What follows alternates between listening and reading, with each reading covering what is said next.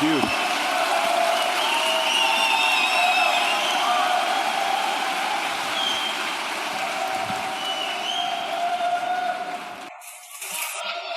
I guess we're in Vancouver. Wow. All right. That is daunting. So I hope you'll indulge me here for a second. Jordan and Sam have given me the honor of moderating this debate or discussion, depending on how you view it, and I think that actually creates a certain kind of responsibility, and I want to talk to you about my responsibility and how I see it, and my sense of how you all have responsibility in this as well. I suspect that what's going to happen tonight is actually historical, which doesn't necessarily make it good. There's lots of bad history. It could be good, though, and that's what I'm hoping will happen. So the reason I say I think it's historical is that we are existing in a moment where all of the systems that have helped us make sense are breaking down. The university systems are breaking down. Journalism is breaking down. And at that same moment, we have a network of people who are trying to make sense in an alternative way, and I have to say, I think beating the odds for the moment. So, here's the problem. That network is not entirely in agreement with itself about some significant issues, and Sam and Jordan have some differences that have proved very difficult. So, what could happen tonight is we could have some sort of a failure where things get even more muddled. We could tread water where nothing gets clearer. Maybe it would be entertaining, maybe it wouldn't. But best case scenario is that we figure out how to make sense of things that have gotten in our way before. And if that happens, then you all will leave here, and as you talk in your various networks, you will have something to say about in what way we upgraded our software so that we could talk more deeply about difficult issues. So, to that end, we would ask that you not film tonight's discussion and broadcast it online. It's not that we want to hide this. In fact, we encourage you to discuss it. But we would like to have all of us feel maximally free to speak here, to try out positions that we haven't tried out before in the hopes that we can get somewhere new. All right, so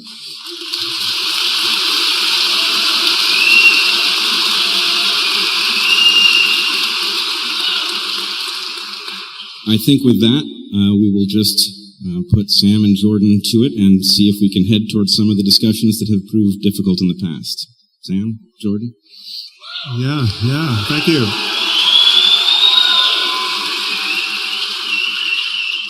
I think I'll just start by saying that when we first had the idea to do this now some months ago, and I'm getting a little reverb here, so if you can dial down, there's a little feedback. When Jordan and I first decided to do an event together, it was after we did those somewhat ill-fated podcasts, and I joked that we would probably need a safe word for this event. So that safe word, as will come as no surprise, is lobster.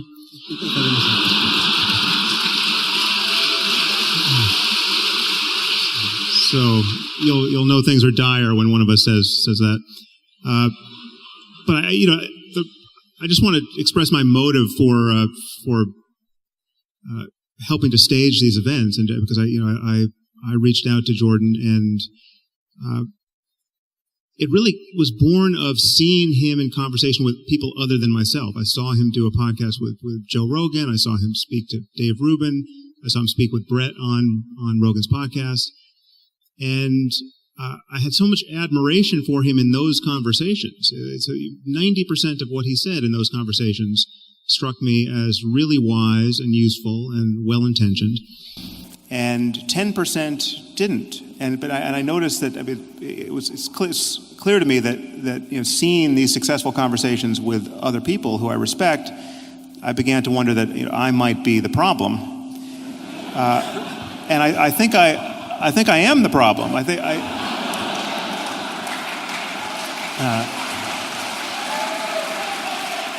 Well, before you applaud, maybe I didn't mean that quite the way you took it. I think it's a good sort of problem for Jordan to have, because it's what happens on those 10% moments and what doesn't happen that I think made our conversation so hard, and I think there is stuff to clarify between us. So I look forward to doing that, and thank you, Jordan, for agreeing to do this. It's an honor to share the stage with you, and needless to say, having Brett as a moderator is almost an obscene underestimation of the role he should be playing on any stage, because as you know, he's been on my podcast, and that was one of the best conversations I've ever had. So thank you for doing this, Brett. Thanks, Sam.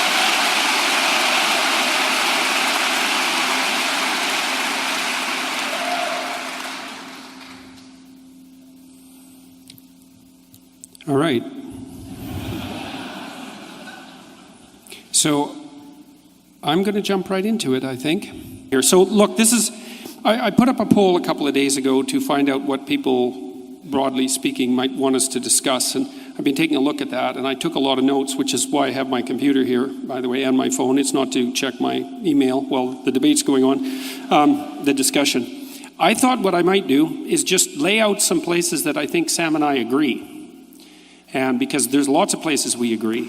And then I want to figure out where we disagree, which I've been trying to sort out, and then I want to see if we can hash it out a little bit and move forward on that a bit. So I'm going to lay out, see, one of the things that Carl Rogers said, the psychologist, was that a good way to have a discussion with someone is to tell them what you think they think until they think that what you said reflects what they said.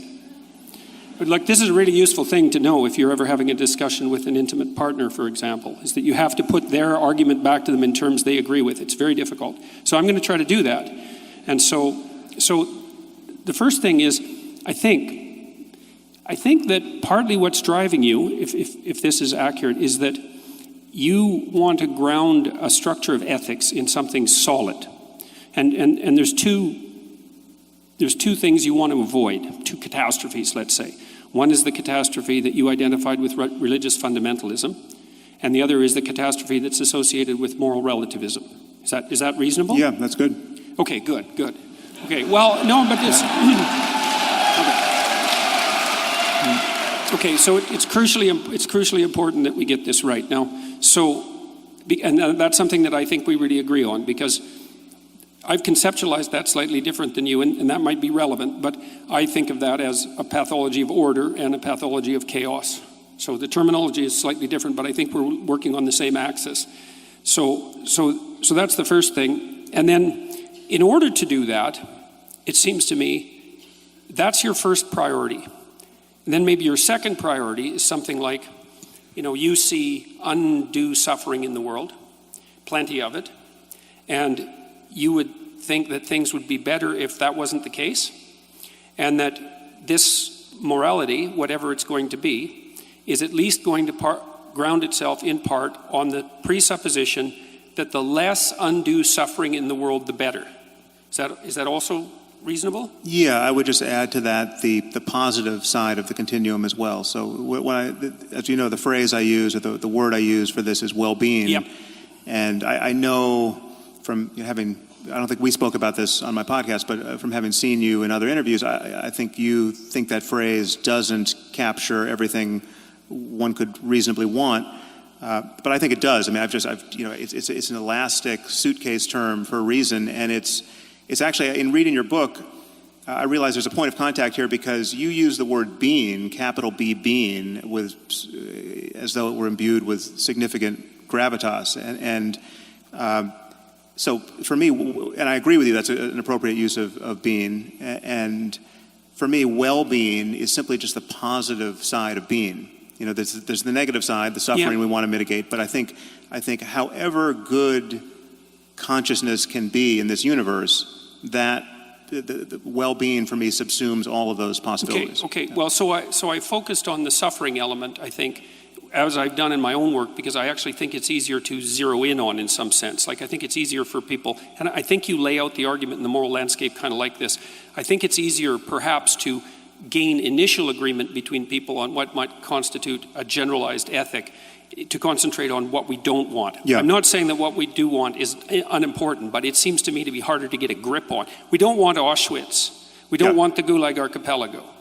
So, and there are... And I would add, to just closing the door to moral relativism here, those who do want Auschwitz are wrong to want Auschwitz. I mean, it's obviously right. Auschwitz only happened because some people did want Auschwitz, not the victim side, but the perpetrator side. And so, crucially for me is the claim that I'm a realist. I'm a moral realist, and what realism means is that there are right and wrong answers to questions of this kind, and you cannot know what you're missing. In fact, we almost certainly don't know what we're missing on questions of human value, and our job is to discover just how good life can be and just what variables are making it needlessly horrible, and to mitigate all of that and live in a better world. Okay. Well, so.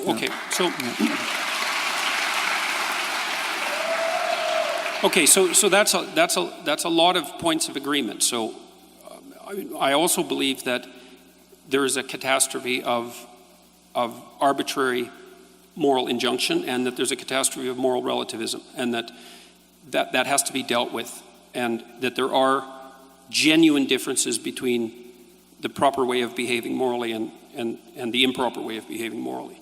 And I think that they are grounded in human universals, even though there's a wide amount of variation.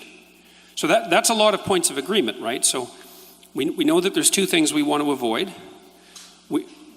conceptually speaking, which is the moral relativism and this kind of moral absolutism that's grounded in an arbitrary statement of facts that you identify with religious fundamentalism. I would identify that with fundamentalism more generally, not with religious fundamentalism per se, because I see it also happening in secular states, let's say, like Nazi Germany or so it doesn't seem to be religious fundamentalism per se that's crucial to your argument. No, it's not. So that just to close the loop on that, the only reason why I would focus on religion in particular there is that religion is the only language game wherein fundamentalism and dogmatism is not a pejorative concept.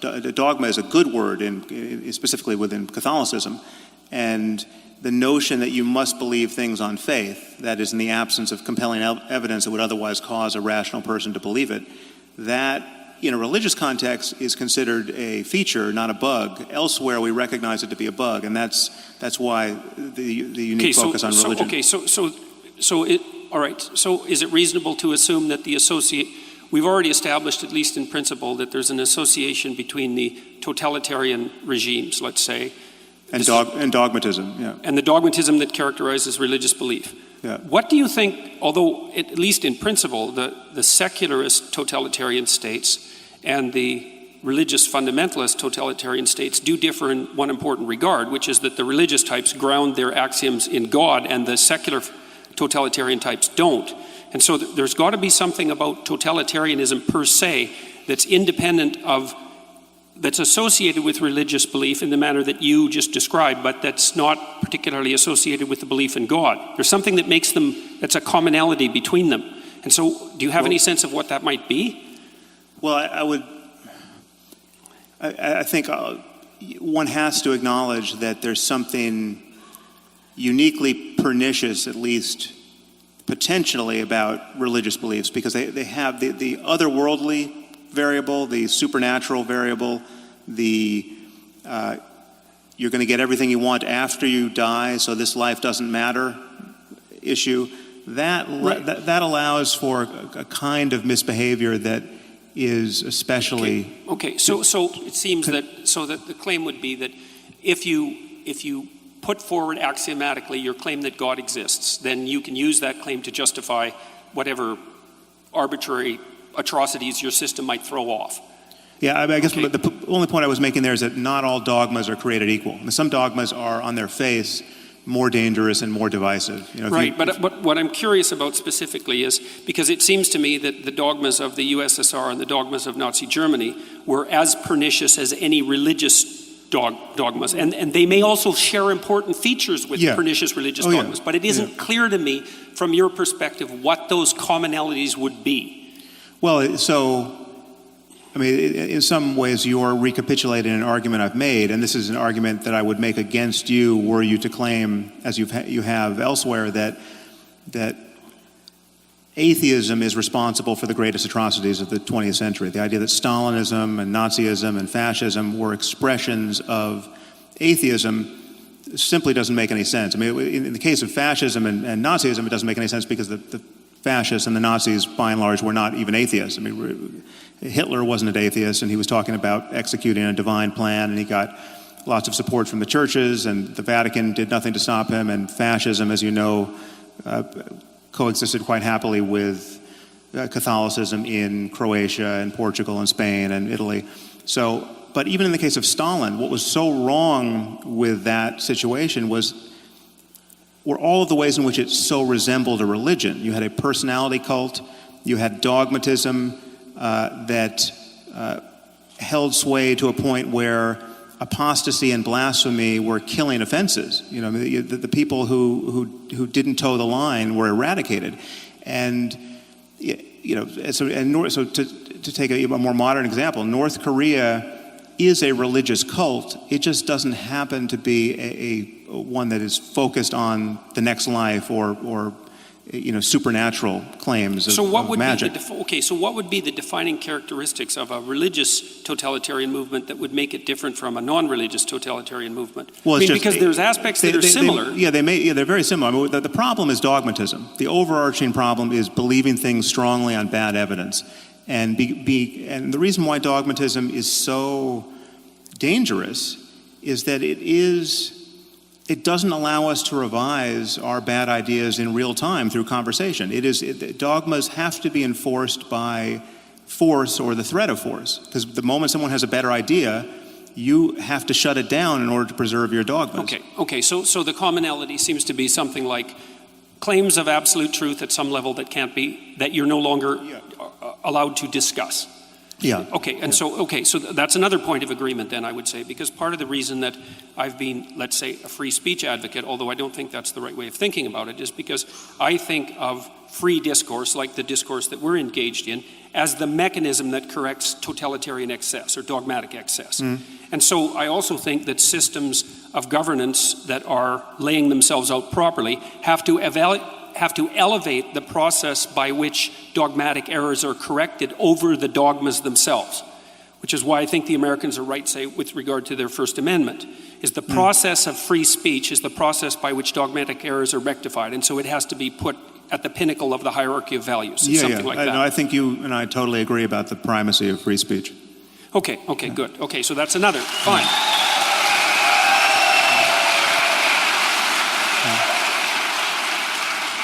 Okay, so then... Wait, I think there's one point that we should just lock in our gains here.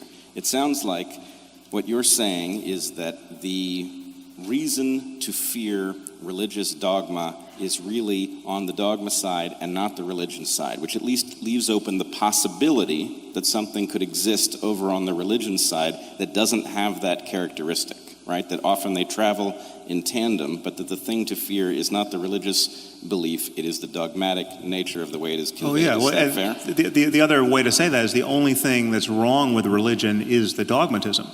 If you get rid of I've got no problem with the buildings and the music and the paintings and, you know. Wait a minute.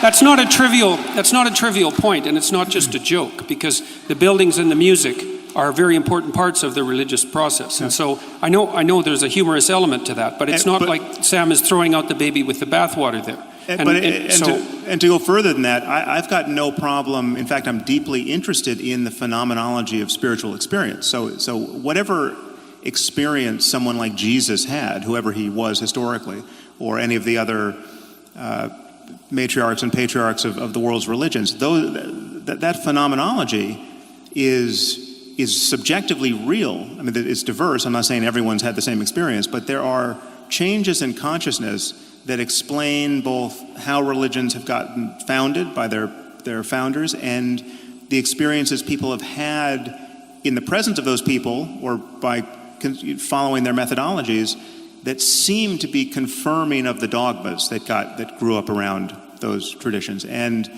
my issue is that whatever is true about us spiritually, whatever opportunity being born into this universe actually presents as a matter of consciousness spiritually, that truth has to be deeper than accidents of culture and just mere historical contingencies. The fact that somebody was born in Mesopotamia and not in China and got a different language game.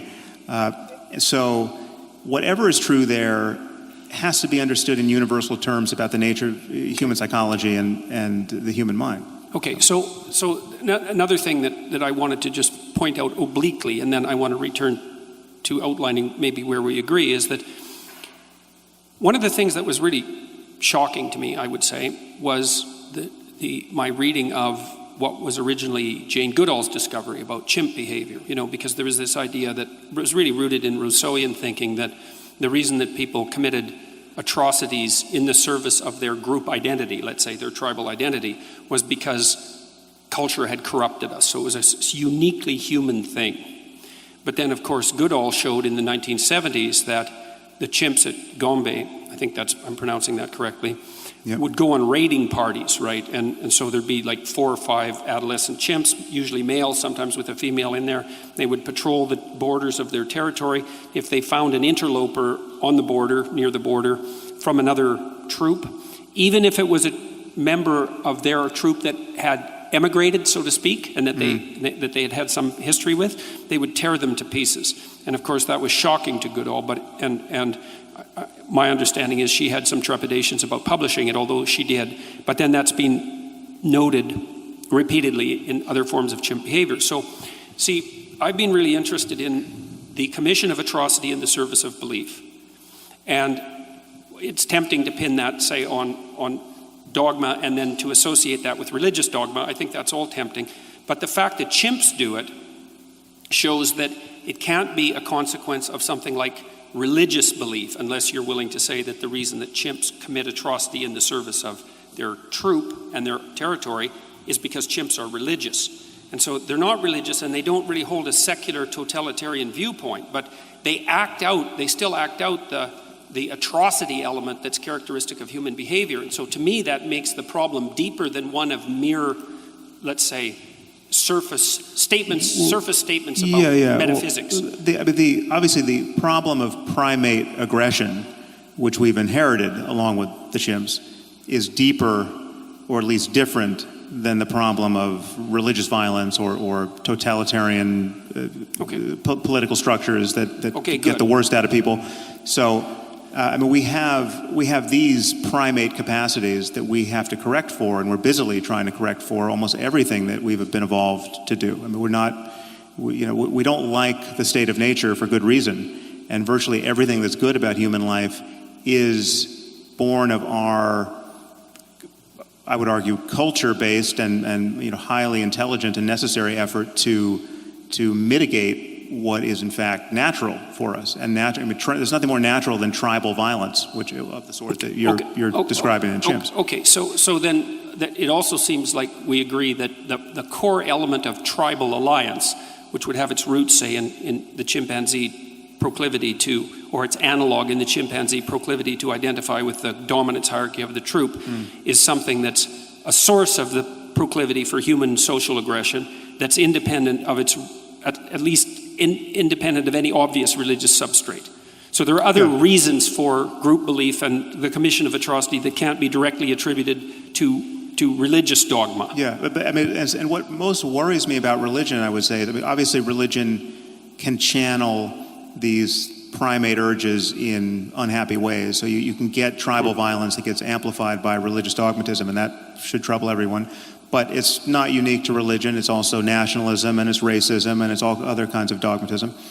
But what most worries me are those cases where clearly good people who are not necessarily captured by tribalism per se are doing the unthinkable based purely on religious doctrines that they believe wholeheartedly without good evidence. So you have the person who joins ISIS who wasn't even Muslim before they converted 16 months ago, and they go all the way down the rabbit hole to the most doctrinaire, most committed, most uncompromising view of just how you have to live in this world if you're going to be Muslim.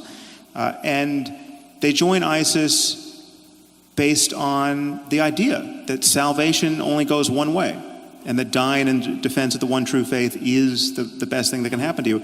There's no question that there are individuals who have made that journey. In fact, there are individuals by the thousands who have made that journey.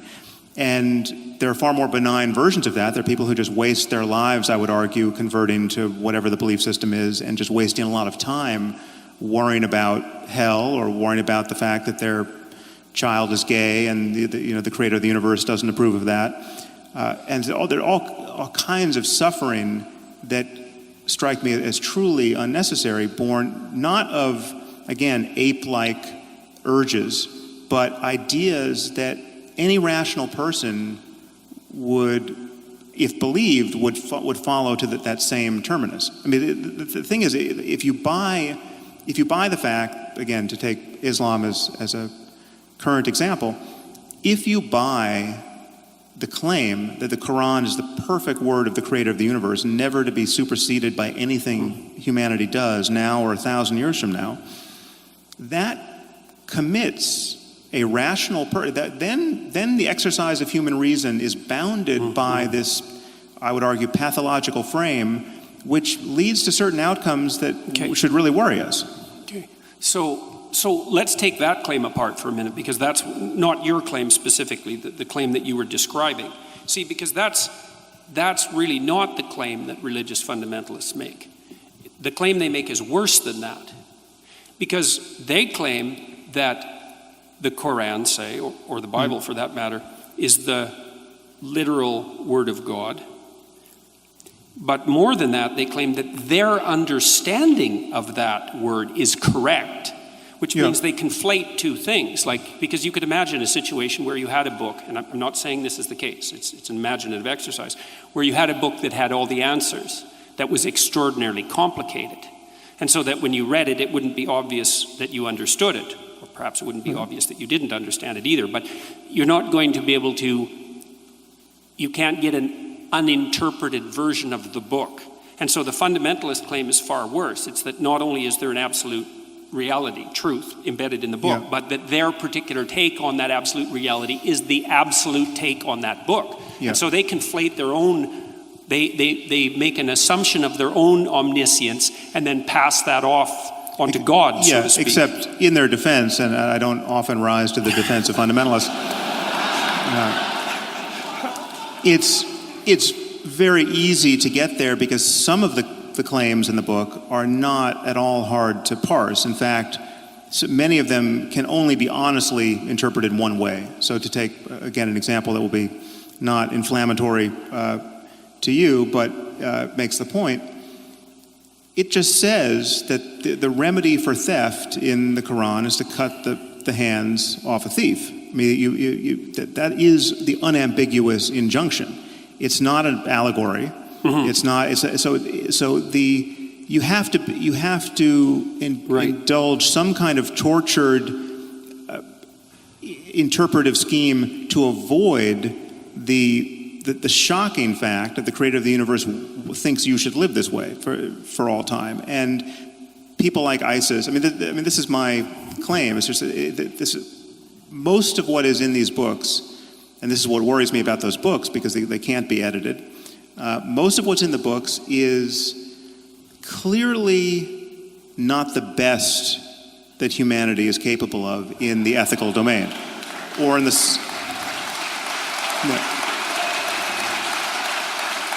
So clearly, and this is true for morality, most pressingly, but it's true for science, it's true for economics, it's true for anything else that we are wise to pay attention to. It's like slavery is condoned in the Bible, in both Testaments, and in the Quran. There's no getting away from that. Now you can say, well, it's not the central thrust of any of these books, but if you go to the books and try to figure out what the creator of the universe wants with respect to the owning and needless immiseration of other people, right? He expects you to keep slaves, and he's told you how to do it. Don't knock out their eyes and their teeth. If you're a Muslim, don't take other Muslims as slaves. But it's not an accident that the people who joined ISIS thought that it was absolutely kosher to take slaves, to take sex slaves, and they were even their use of their sex slaves was conducted as a sacrament, and that's not an accident. I mean, they were praying over the Yazidi girls before they raped them. So this is not unlike what many people expect. It's not that this doctrine is being used as a pretext for people who would otherwise do terrible things like take sex slaves and rape them. And so there's no net damage being done here by this belief system. No, these are, I would argue, in many cases, psychologically normal people who are simply convinced of the absolute veracity of these ideas. And in this case, the perfect example of Muhammad as the most self-actualized human who's ever existed. And what did Muhammad do? Muhammad took sex slaves. Then once you grant that, and this is where there's a tension between how we pursue the same goals. Like as we've just established, we have many of the same goals. But insofar as you make religion look palatable, insofar as you suggest to your audience that they can have their religious cake and eat it too, they can have their reason, they can have their respect for science, they can have a 21st century worldview, but they can also hold on to everything they love in Christianity or fear to lose. And it's undoubtedly mostly Christianity, but whatever, any religion. My concern is that it keeps us shackled to these Iron Age philosophies and these Iron Age conversations where we should be having a 21st century conversation about everything, ethics included. Okay, so...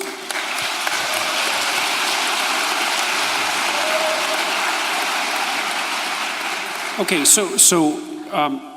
but I want to ask you a little bit about your feeling about... Wait, before you move on, I want to get each of you to clarify something so that we know where we are.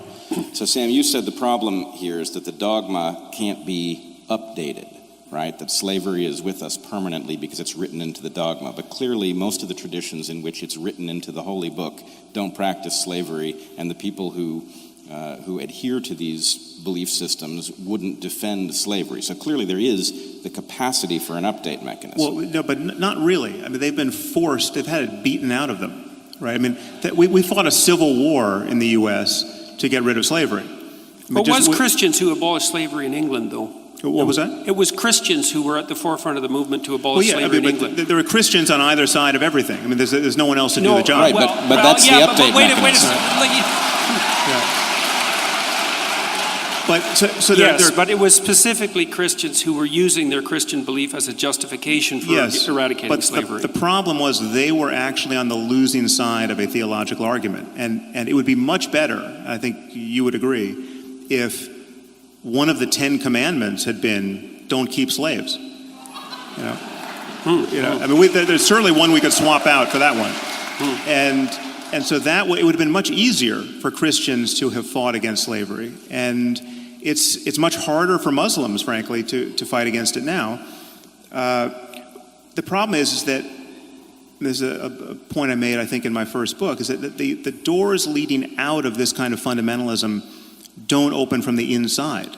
They get bashed open from the outside. And it's humanism and it's secularism and it's scientific rationality that has exerted such pressure, such winnowing pressure on Christianity, now for multiple centuries, that's why we're not encountering the Christians of the 14th century on a daily basis. We are essentially encountering Muslims of the 14th century, not only in the Middle East, but in our own societies, in terms of their intuitions about how we should all live, right? I mean, the fact that 0% of UK Muslims think homosexuality is acceptable, right? 0%. I mean, there's almost no question you can come up with where we could poll this society and say, do you think that the lizard king is living in the Oval Office? You never get a 0% response to any poll question, right? But if you ask Muslims on the streets of London, is homosexuality morally acceptable? Apparently, you can find no one who says it is. That's shocking, and it's not an accident, right? And it would be much easier if the book actually said, you can love anyone you want, and it's not a problem. It is shocking, but I think there's a reason that you keep finding yourself at Islam, which may be the slowest to update for reasons that may be ancient. But I wanted to. That is a useful. I can do it for Christianity. I want to make the point as cleanly and as undistractedly as possible. But yeah, it's true. I have the same kinds of concerns about Christianity or Mormonism or Scientology or anything else. And the point is they're all different. And there's no reason to be, because, Islam, to take the case where it's fine, Islam doesn't represent any impediment to stem cell research, right? Because they just don't think that the fertilized ovum is immediately ensouled. It waits 40 days or 80 days or 120 days, depending on what hadith you believe. So it's just that never came up when we were all complaining about how religion, in this case Orthodox Judaism and Christianity in the States, was posing an impediment to embryonic stem cell research. Okay. Hold on. I wanted to ask you a clarifying question too. Yeah, sure. Same level. Would you agree that there are things written into these religious texts that are unambiguously unacceptable viewed through a modern lens, and not because the texts are so complicated that we have misunderstood something, but there are things that are just written in there that we now understand to be wrong? Okay, so the first thing I would say is that we have to be very careful about equating all the religious texts. And I do actually think that you are careful about that. But that's something we can have a discussion about a little bit later. I agree with you there. So because, for a lot of my life, I would say, more interested in the universal truths expressed in religious belief across different cultures. But I've become more and more aware of the important distinctions between the religious cultures, maybe in the last 10 years. So it isn't clear to me that you can just throw all religious dicta in the same bucket. And there's complex reasons for that. So, and one question, which you kind of sent at Sam already, is, do you see a hierarchy of unacceptability between different religious doctrines? And I would say yes. You acted, okay, fine. So, okay, now, but here's an interesting issue. And I think we're starting to zero in on, we've covered what we agree on, a lot of it. But there's another thing. Answer Brett's question, because I think it was a good one. Sorry, I answered the first half of it, but the second part is, I think that this is where I'm going to sound like a postmodernist, which I really hate.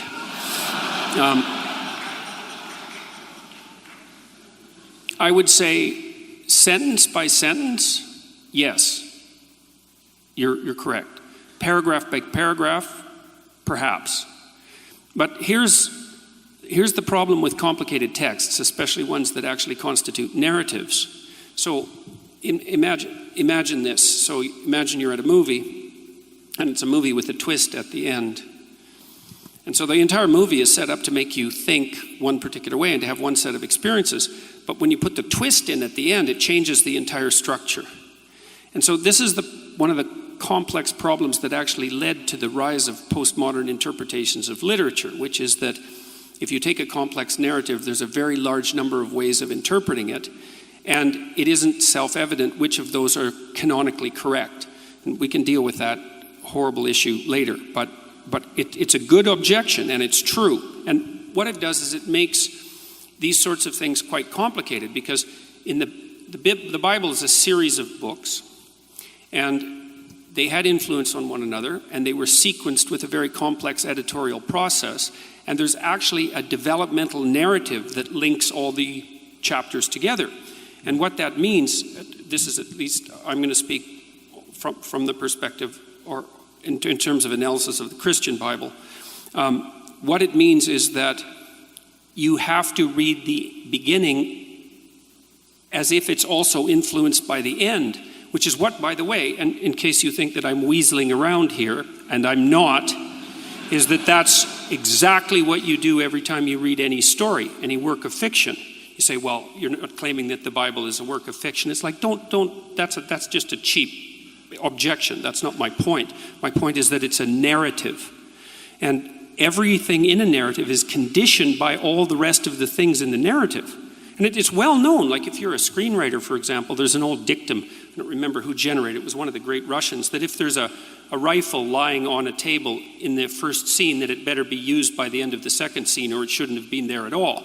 So there's this coherence. I'm looking for the rifle in your answer to this question, though, Yeah, because I want it to be used. My point is that it isn't reasonable to take a single sentence out of a coherent narrative and say that stands on its own, or it's rarely reasonable, because you have to interpret the word in the sentence and the sentence in the paragraph and the paragraph in the chapter and the chapter in the context of the entire book. You have to do that. Now, you could object, and reasonably so, that there are some sentences that are so blatant that you can't use context to paraphrase them, let's say. But I think you also have to give the devil its due. The Christian Bible is a developmental narrative, and the beginning has to be read in light of the end. And is it a fact? Okay, well, so what does that do to Moses' laws of war? This is not a narrative. This is instructions about what to do when you invade a foreign land. If you intend to take over that land, you kill everybody. Right? There are other rules in there about killing husbands and taking the wives for yourself. The Old Testament's a brutal document. Absolutely brutal. And so my point would be, I don't know that reading that portion in light of the end, even if you call the end the New Testament, I don't know that it changes Moses' laws of war and their acceptability in any modern hypothetically, if you context. take the New Testament seriously, it does, because it's a document that supersedes it. And I think there's actually technical reasons why it doesn't supersede it on every point. I mean, this is the problem. Slavery is a very straightforward case, because clearly the Bible thumpers of the South who were defending slavery with reference to the text felt they were on firm ground. And I would invite anyone to read what the New Testament and the Old Testament say about slavery to see that they were on fairly firm ground, that the balance of the honest reading was on the side of clearly we can keep slaves, right? Jesus never envisioned a world without slavery, and he admonished slaves to serve their masters well and to serve their Christian masters especially well. The English Protestants wouldn't have agreed with that because, like I said, they were at the forefront of the fight against slavery. Okay, but I think they was were a clearly range influenced by something outside the text, and this is, again, you're making this harder than it is, and my concern is why. Right? Well, I don't think I am, Sam, because I think that the fundamental message in the New Testament, for example, is that so then you don't acknowledge that the Old Testament. So Jews are in possession of a book that has some diabolical passages that would be better left out. You're not going to offend me. I'm Jewish. It's not like look, in the Old Testament itself, in the Jewish Bible, there's also the seeds of the same tension. So, for example, there's a tension, and this should be a tension that's of interest to you, because you've stated quite clearly in your book, in the Moral Landscape, that you don't want to throw the baby out with the bathwater with regards at least to religious phenomenology. You said that, for example, I still consider the world's religions to be mere intellectual ruins maintained at enormous economic and social cost, but now I understood that important psychological truths could be found in the rubble. Well, I'm trying to find the important psychological truths in the rubble. But we have to decide also if we agree about that. Like, are there important psychological truths to be found in the rubble? Oh, absolutely. Okay, But the problem with Revelation, this notion of Revelation, this notion that some books weren't written by smart people, they were written by God, confines you to taking the whole text, even though this text was cobbled together over centuries, and for whole centuries, some books were in the New Testament and then they got thrown out centuries later, and some books weren't in and then got put in. So it's an all too human process that got us these books in the first place. But once they were set, the believers imagine that you're stuck with every passage. And there are passages in the Old Testament that tell you to stone a girl or a woman who's not a virgin on her wedding night, take her to her father's doorstep and stone her to death, right? And where you find... We can probably agree that those are wrong. So there's another point of agreement. But you don't have to read the book to the end to know that it's wrong. I mean, you can get that from the paragraph. Yeah, but that isn't what I said. I didn't say you had to read to the end of the book to know that it's wrong. I said that you needed to read to the end of the book to contextualize those statements within the whole. I didn't say that there's you no exculpatory. There's no exculpatory context to those kinds of statements, and that's a problem. Well, there is in the Old Testament. There's a real tension, and this is, I think, the tension that would be of interest to you. Is there's a tension between the dogmatic and the prophetic traditions, and I think to the degree that you're interested in religious phenomenology, you find yourself on the side of the prophetic tradition. And the prophetic tradition has implicitly in it, what would you call, an implicit damnation of those cruelly dogmatic rules. You see that emerge all the time in the prophetic tradition. Arguably in Christianity. I think. No, in Judaism, it's clearly there in the Old Testament with the distinction between the. I was going once again to Islam, but every prophetic. The notion of prophecy is dangerous and worth worrying about. The idea that any ancient book contains in it a perfect description of rightly interpreted, however difficult to interpret it. If you're only smart enough, you could extract from this text a perfect window onto the future, right? And that whole generations of people have lived by the lights of this cockamamie idea, right? That the world is going to end and its ending is going to be glorious. Right. This is at the center of most eschatologies. It's just that when the wheels come off totally, right, that's on some levels the best thing that's ever going to happen, because it's showing you that in this case Jesus is going to come back and throw the sinners into a lake of fire. And I've read to the end of the book. It's pretty scary at the end as well. Revelation is. Yeah. No kidding. Well, that's a really good objection. But when I did my lectures on the Bible last year, I said that they provided a psychological take on the biblical lectures, and that's what I'm going to attempt to maintain here, because I don't believe that I'm qualified to make fundamental metaphysical statements. But the scene that's delimited out at the end of Revelations, that's a very interesting book read psychologically, because it's very complicated. We should talk about. Well, let me just address that. I'll only take a minute to do it, and I'll try to be succinct. So there's an idea that's expressed in that book, is that it's something like things are always falling apart in a fundamental manner. It's built into there's an apocalyptic element to human life. We fail in small ways and we fail in catastrophic ways, and everything that we have, we lose and we die. So and societies come to an end. There's an apocalyptic element built into the structure of human reality. And part of what's revealed in that strange book at the end, which is like a hallucinogenic nightmare in some sense, is that the hero is born at the darkest point in the journey. And it's a psychological truth, and it's very, very apt, because at the darkest point, this is also why Christ is born near the darkest time of the year from a metaphysical perspective. There's an idea there that when things fall apart, that's the time for the birth of the hero. And the hero in Revelation is also the place where truthful speech most clearly manifests itself, because in the Christian tradition, Christ is identified with truthful speech. And so the notion there is that redemption under apocalyptic conditions is to be found in the revelation of truthful speech, which is something that you actually believe. Well, I believe in truthful speech, but I also believe that you can play this kind of interpretive game with almost any text. This way of thinking. But then you could do it with the world, Sam, and that wreaks havoc with your value from facts argument. No, actually, I didn't hear what you just said. What was that?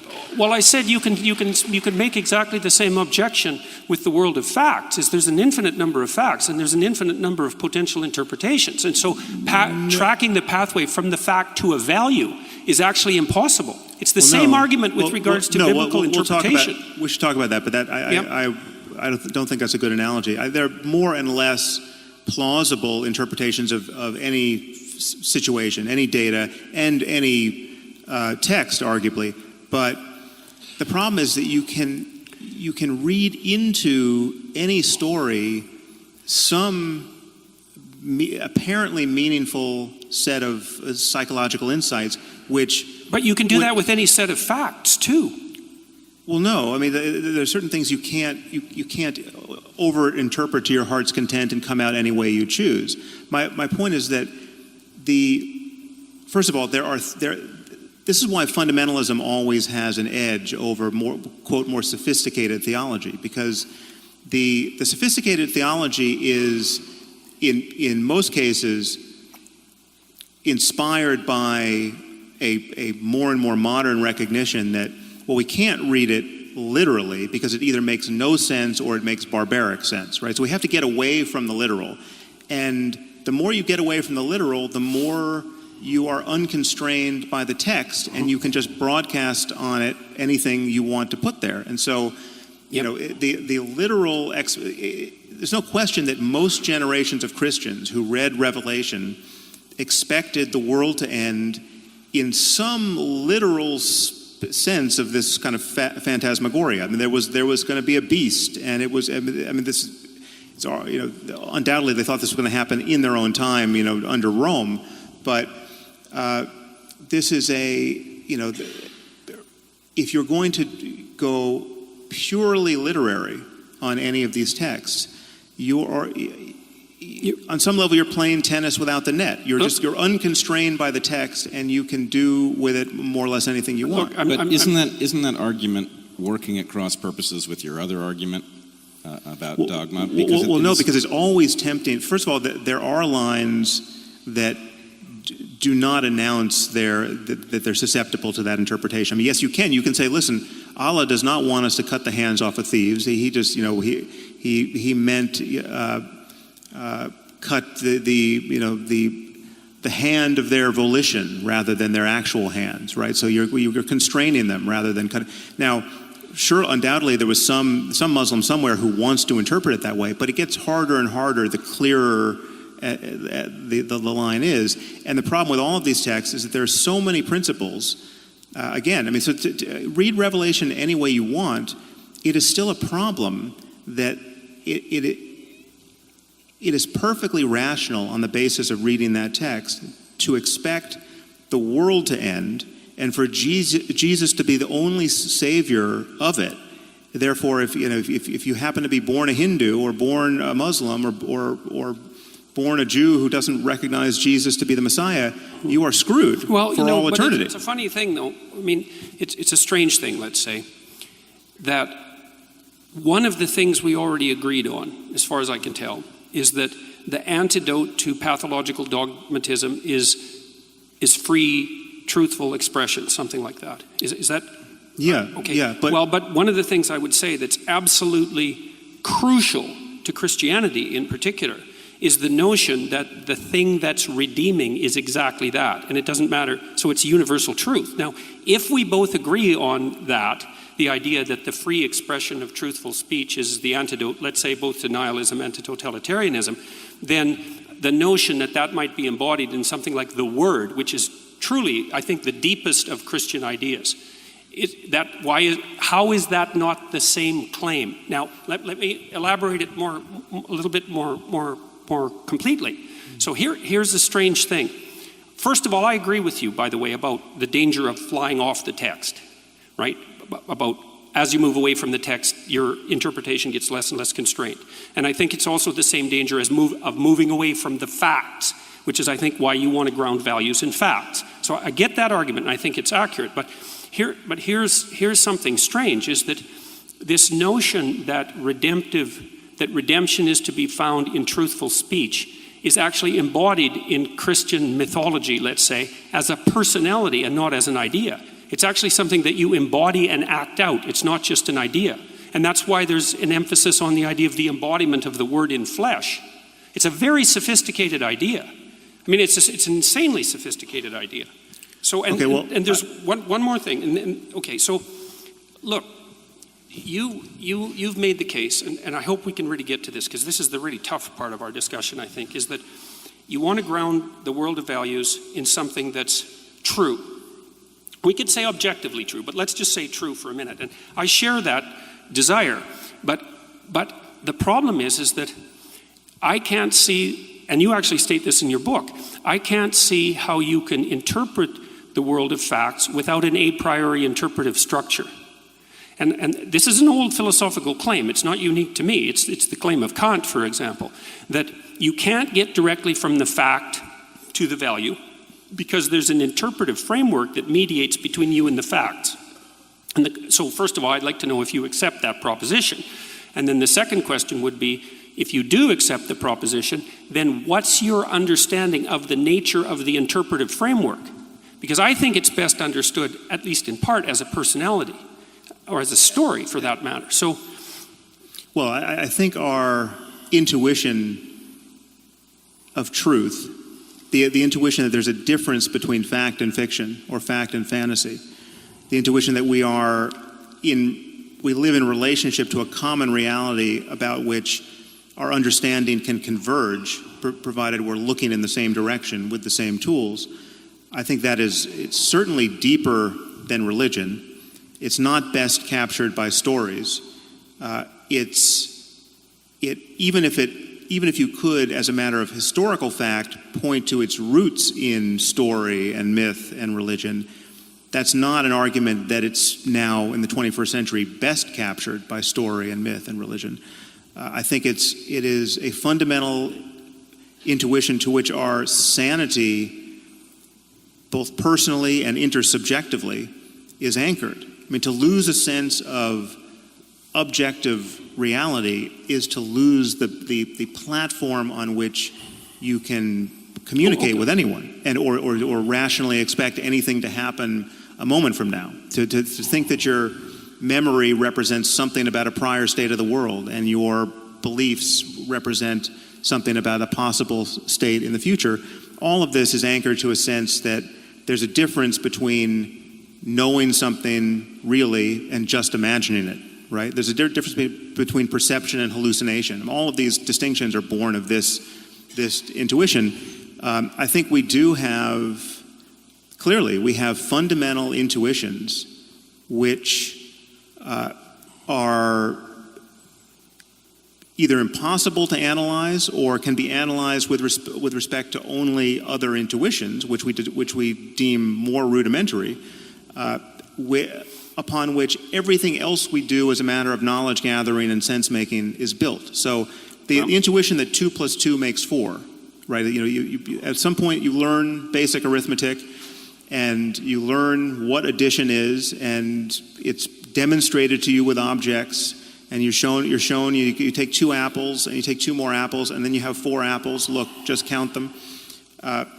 The intuition that can be generalized to any 4 objects, right? That it's not just a fact about apples, right? This is something that we are clearly designed to have.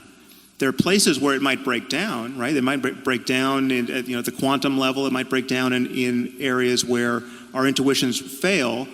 We recognize those failures in science and mathematics by recourse to other intuitions, which again are unanalyzable. But so there is just this fact that we do pull ourselves up by our bootstraps, and that's not embarrassing. I mean, so what's the difference between and I'm not trying to trap you here. I'm seriously not.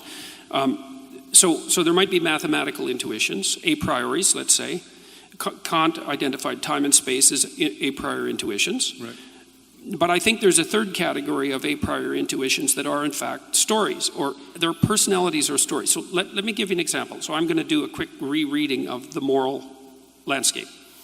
So because, see, you talk about G.E. Moore's argument of infinite regress. If you claim that something's good and you equate it with something, you can also ask infinitely why the thing you're equating it with is good. Now, it seems to me that the way that you step out of that argument, and correct me if I'm wrong here, is you tell a story. I'm not trying to be smart about that. You tell 2 stories. You tell a story about someone who has an absolutely terrible life. They're in a jungle where nature is trying to kill them all the time, and while they're trying to be killed by nature, while nature is trying to kill them all the time, horrible barbaric thugs are making their life miserable in every possible way. Okay, so that's one pole, let's say. And then another pole, you identify, and these are hypotheticals, so I guess they're fictions. That's one way of thinking about it, even though they're extracted from real situations. They're meta-fictions, they're meta-truths, that's another way of thinking about it. You contrast a good life, and that's a life where the person has enough to eat and enough shelter, and they have the things that you would expect people to want. And you say, this is a bad life, and you say, this is a good life. And then you say and then you make a side move, which I would say is that's an objectively verifiable fact. I would say, I don't think it is an objectively verifiable fact. I think it's a fundamental moral claim. And I think that's where you put your stake in the ground.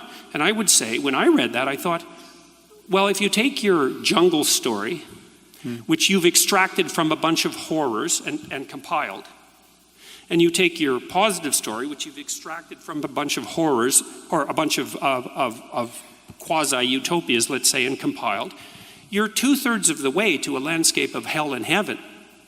Right. Well, so then why not continue the abstraction and say, look, what we're really trying to avoid here is hell.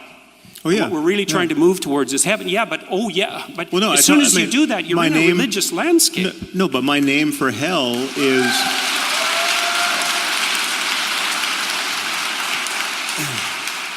It's very interesting because, like, you and I were talking about this at dinner. We were talking about this at dinner and how the overlap or lack of overlap between our audiences. And so, like, I just heard from your audience there, and you might have heard from the odd convert. But what's amazing to me is, so, like, I have to do some work to figure out what point they think you made. Because wait a second. Wait, no. Hold on. No. And I said, if you're going to produce a fiction, why not go right to the end? Okay, because you did produce a fiction. You can tell stories by way of communicating certain ideas. I mean, that's obviously. I'm not saying stories aren't incredibly powerful and useful and inevitable, right? It's like we use. Wait, I think you are. You might not be saying that they're not inevitable, but you are debating their utility and power. Because you said that you don't need the story as an intermediary. I'm not. So now we have a few doors open here, which I think we should extract the most out of these areas that we've touched and not run on to something else. So I think there's, to talk about the utility of story, right, which is obviously a fact about the world and about human psychology that you're reading a lot into and more into than I'm reading, right? And the people we just heard from love that you... Well, maybe I'm reading more into it than you are. I'm not sure about that. But you talk a lot about the primacy of stories, and you are trying to get me to admit that even I helplessly resort to storytelling to make my points, right? Well, you did there. I think this is a good place for us to, and I don't want us to get bogged down, but I think it's a good place for us to touch this topic of the distinction between literal and metaphorical truth, which you might want to introduce it, but because that in my mind that covers this different emphasis on stories. Okay, briefly, but we are at 60 minutes, and we had agreed to go an hour and 15 before we start Q&A. So I agree that metaphorical truth is relevant here. Metaphorical truth is my argument that there are some things which are literally false, but if you behave as if they were true, you come out ahead of where you would if you behaved according to the fact that they are false. And so that these things hover in a kind of intermediate space. To call them false is incorrect. Right. And I hear Jordan wanting to call them true because they're so useful. Right. Well, but you also look, this is what happens in the moral landscape, I think. Tell me why I'm wrong, because I'm really trying to understand it. See, I think you dealt with G.E. Moore's problem of infinite regress by staking a moral proposition. And your moral proposition was, look, here's a way things can be horrible, and here's a way things can be good. Can we accept that this is horrible and this is good, and that we should move towards good? And if the answer is yes, we can accept that, then we can proceed. And maybe we can even proceed with extracting values from facts, but we have to accept that a priori presupposition first. And you insist that we have to accept it because it's objectively true. And I don't think that's correct. Well, so let me just get the proposition clear. Yeah. So my argument is that the worst possible misery for everyone is bad. That's hell. Okay, so hell is the religious version of that, but you can forget about religion or whether there's a God or anything else. That we live in a universe that admits of the possibility of experience. I'm asking you to imagine a universe where every conscious mind, every mind that can have an experience, is tuned to the worst possible experience for that mind for as long as possible. So there's no silver lining, there are no lessons learned. Everything that can suffer suffers as much as it possibly can for as long as it can. Mm-hmm. Now that includes human beings, it includes animals, it includes future AI that we might build that can suffer. It includes beings that we'll never know about, right? So my argument is that's bad. If anything is bad, that's bad. Okay, we don't disagree that hell is bad. If the word bad is going to mean anything, that's bad. And you can't say... That's fine, but it's not a factual claim. No, it is. It's a claim about... So I would argue to you, and again, it's hard to impart this intuition if someone doesn't share it, but if someone doesn't share this intuition, I have no way of interpreting any other word that comes out of their mouth after they admit they don't share this. So just imagine someone saying... But even that doesn't make it a factual claim. No, again... So you guys are going to get stuck here, and I think you're going to... Yeah. No, again, give us 1 more minute. Okay, one more minute. 1 more minute, because I don't think we'll get stuck here. Every claim we make about anything, at a certain point, if you trace all the tools we're using down to, turtles all the way down to something that we can't explain and justify, right? This is true of physics, it's true of mathematics. I just said it was true of arithmetic. Gödel proved it's true of arithmetic. I mean, we have intuitions of truth that can't be cashed out by recourse to the system itself. And it's true morally, I would argue, in this sense, that yes, the worst possible misery for everyone is bad. And if you're going to say, well, okay, who knows? Maybe it's good. What does bad mean? What bad means that... Again, you guys are going to get stuck. Let me try to help. It's okay. Really. It's okay. What does bad? I agree with you. I really think that we're going to go down a rabbit hole here, and it's okay. This is a crucial issue. It's an absolutely crucial issue. This is why you get stuck. All right. So we have a mutiny here. We're at war with our moderator. Yes. Give us 2 more minutes because it is crucial. Okay. Well, so let me. I mean, honestly. By the way, I have a prediction that in 2 minutes we won't be any farther than we are now. Okay, let's bet. I'll bet you $1. You're literally playing devil's advocate here because you don't believe that hell might be good. No, right? Of course not. Okay, I didn't say that for a second. So you're willing, I agree that it's bad by definition. This isn't I would argue that anything if you're going to use the word bad and good, or better and worse, or make any value judgment about anything, it will, implicit in those judgments will be an acknowledgement, whether you're going to acknowledge it or not when I put the question to you, that the worst possible misery for everyone is bad. You can't use the word bad unless you're going to acknowledge that. I'm not disagreeing in the least about that. Okay, not a bit. So it's built into your good and badding with respect to every other situation in life. Fine, I agree. If you're going home tomorrow and a bus drives by and cuts your hand off, and you say, well, that was bad, it only makes sense with reference to this underlying claim. Well, it would be worse if the other hand got cut off too, and everyone's hands got cut off. You're beating a dead horse here, man. I agree with you. So I'm saying that everyone assumes this, whether they claim to or not. Okay. So to say, and this is how I bring G.E. Moore's argument to end. Yeah, right. He says his argument depends on it being intelligible at that point to say, well, is that really bad? Is it really bad? Okay, well, what would really bad be if the worst possible misery for everyone didn't get you there, right? There's no other space to occupy. I'm also not disputing the utility of your move to bring G.E. Moore's infinite regress to an end. I'm disputing something very specific. I'm disputing the issue that that's a factual claim. That's all.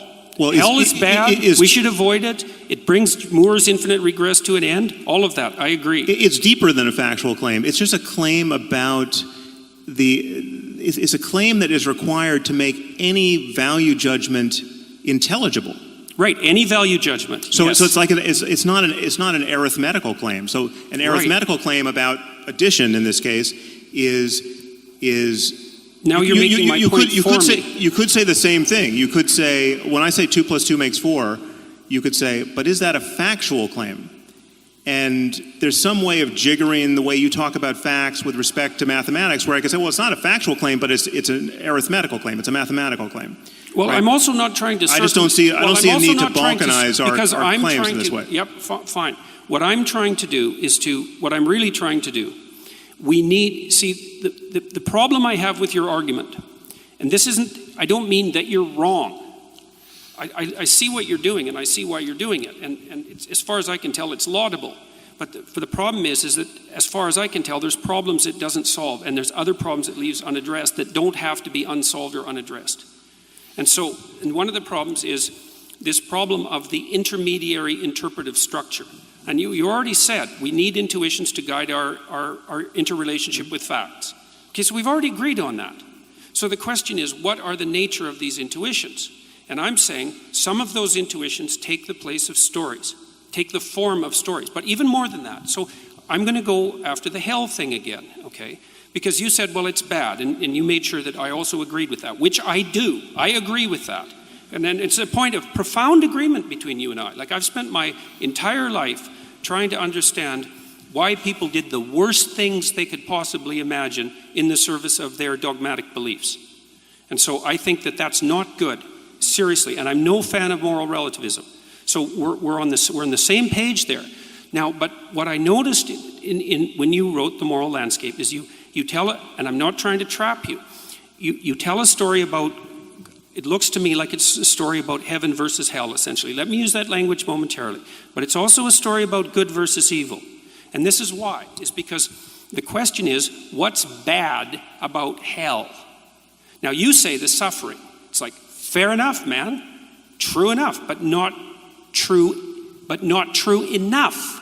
So in Dante's vision... What's also bad about hell? In addition to the suffering. The actions that put you there, the malevolence that generates it. Okay, but that's part of the suffering. So No, it's not. No, it's not. It's not the same as the suffering. It's not the having your hand cut off. It's the pleasure that's derived by the person who cut it off. And that is a different thing.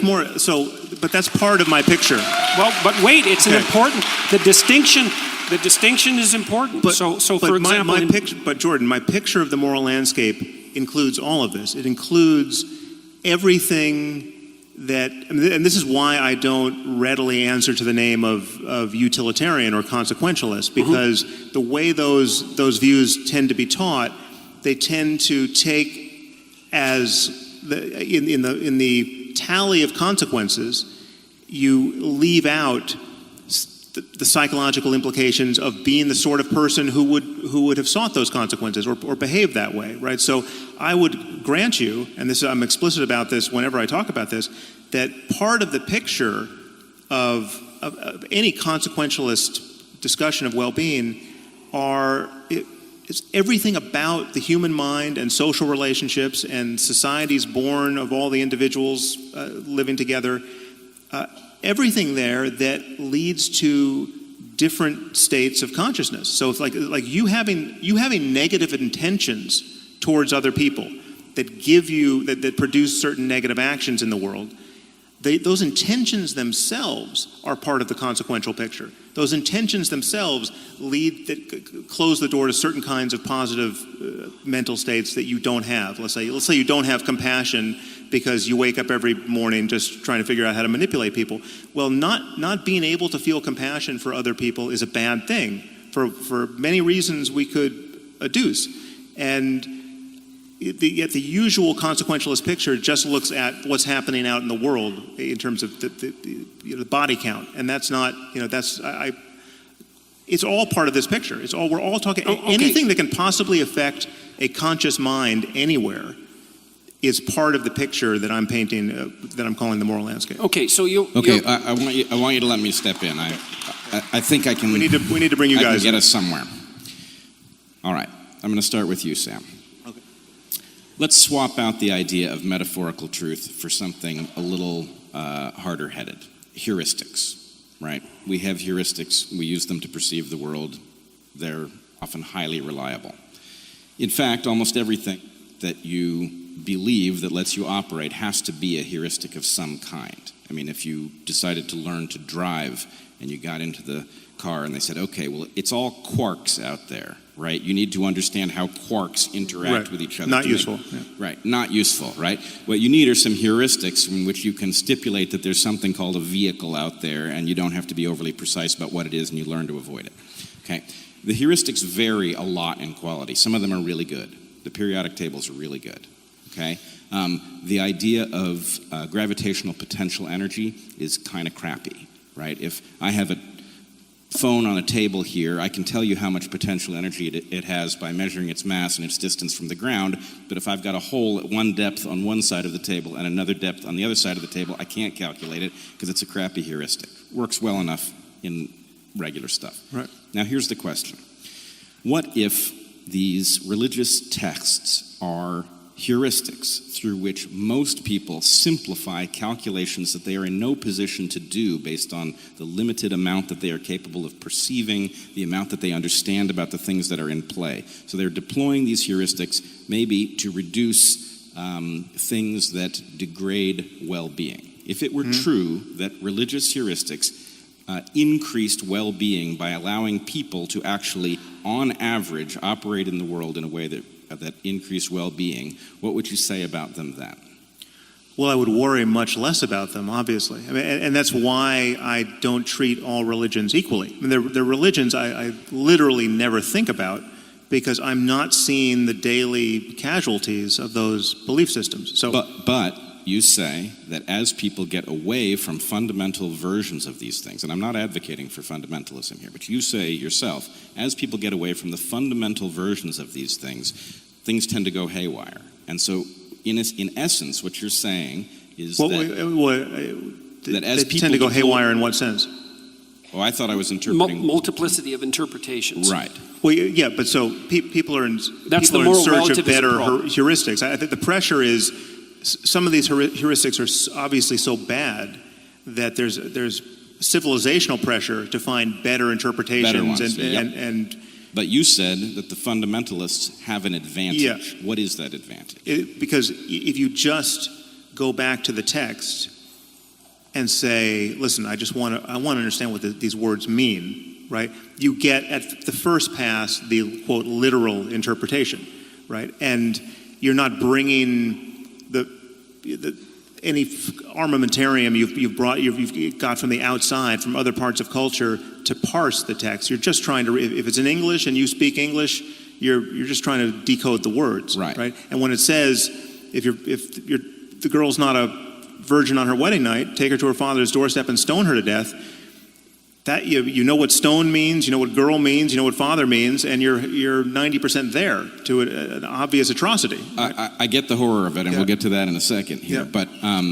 But the basic point is to say that the fundamentalists have an advantage is to acknowledge something functional about those stories, which I'm claiming are going to be some kind of evolutionary heuristic for living a life. Doesn't make them defensible. They have an advantage. It's not an advantage that. It's an advantage. It's a mimetic advantage. It's an advantage. ISIS has the advantage when the people who share their interpretation of Islam. It's why someone like Anwar al-Awlaki could make YouTube videos that so many people found compelling. It's because it's totally straightforward. It's like the advantage is, listen, there's a lot of people spending a lot of time lying to you about what these books mean and what the prophet and how he lived, right? You know in your heart that my interpretation of this is correct. You just read the words, right? And there's a strength in that. There's an honesty in that. It's clear when it says sacrifice a goat. Goat means goat, right? Like you don't have to do something else to make goat mean having nothing to do with goat, right? And so that it's an asymmetric war of if you're going to try to make your dogmas more and more palatable by importing stuff that clearly was never even in the worldview of anyone who birthed these religions, you're not doing that because you want to live even more by God's word. No, you found some of God's words unacceptable, right? And every fundamentalist can sniff that out, and they're right to sniff it out because it is in fact the motivation. Okay, good. So I think we've got a tenuous kind of agreement that there might be some kind of utility, that utility might be morally questionable sometimes, but that there is some reason that people would resort to a fundamental, simple interpretation, because as they depart from that interpretation, things get more difficult and it creates some kind of disadvantage. Well, part of the problem with that would be that as you move away from the text, you fractionate the moral belief system and you end up with a nihilistic situation. So as you move away from dogmatism, you move towards the parallel danger, which is moral relativism and nihilism. And so hopefully you can find some balance. So let me ask you... No, I want to ask you a question. Oh, yes, okay. Yeah. So, and also, what time do we actually stop this part? Because it's 10. I just missed the time card. But I think we have another couple of minutes. Okay. So... There's no objective reality to time, I think. Actually, it's a pretty good conversation we could have. But, okay. So here's my question for you, is if we agree that there is some way in which religious texts carry some kind of value because they allow people to figure out how to navigate their lives in ways that might reduce suffering, reduce the complexity of the choices that they have to make, presumably you will agree that that would be consistent with an evolutionary interpretation, that the fact that the stories themselves are yes. functional would provide an advantage to those who were deploying them. Yes. So here's the problem. Isn't it then also true that those stories are responsive to past environments? And so the claim that these things might be timeless would be suspect. And yes. in fact, you would expect a spectrum of durability. Some stories would be right in a brief moment. And, yes. Okay. All that's true. All that's true. So far, so good. Well, so far, so good. This is actually, I think, quite excellent then, because what we have is a recognition that there is something to these belief systems that has to do with practical realities in the past, and we also have an acknowledgement that we cannot trust in these things based on simple faith, because even if they can be certain to have worked at some point in the past, we don't know what their relevance is to the present. Right. Okay. Fair enough. All right.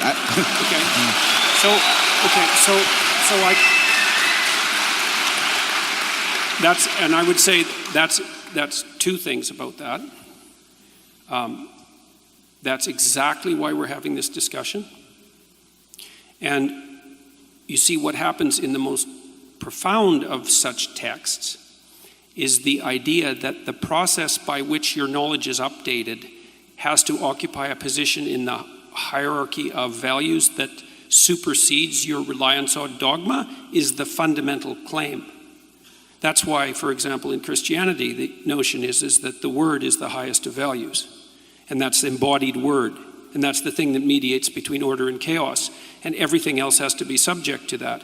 And I would say that's not a claim that's unique to Christianity. So, for example, okay, no, I think because we're being told we're out of time here, so I want to give Sam his reaction to that as well, and then we'll move on to Q&A. Well, I'm tempted to just ask Jordan a question here. I mean, it's hard to know what to save for tomorrow night, but I feel like we've got 3,000 people sitting here who would really like an answer to this question.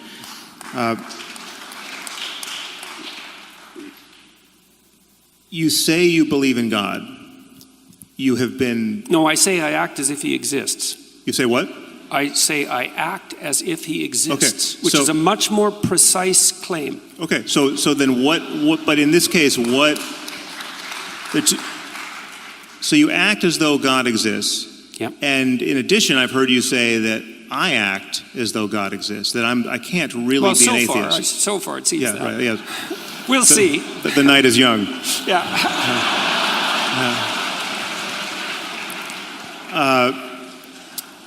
So in that sense, I'm not really an atheist. I've heard you say this. So that well, some of you is.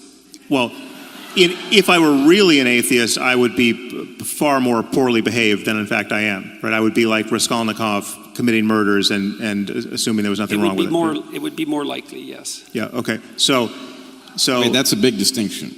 I need to know. Would be more likely. What was that? It's a big distinction.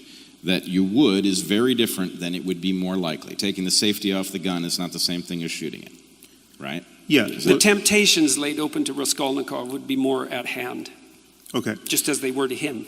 So, in what sense do you mean? What is the God that you act as though he, she, it exists, and what is the God-shaped thing I must have in my life to prevent me from being a quote real atheist? Well, okay. First of all, I have to point out that there's no possible way I can answer both those questions in 2 minutes. Well, it's the same question. But, I mean, yeah, what do you mean by God? Okay. Well, I'm going to tell you some of the things that I mean by God. Okay. We do have to get the questions. Maybe we're going to do this tomorrow. Yeah, maybe this is where we start. Oh, God. Well, that was a pretty resounding no. It seems like that constitutes an audience question, wouldn't you say? All right. I tell you what. Let's...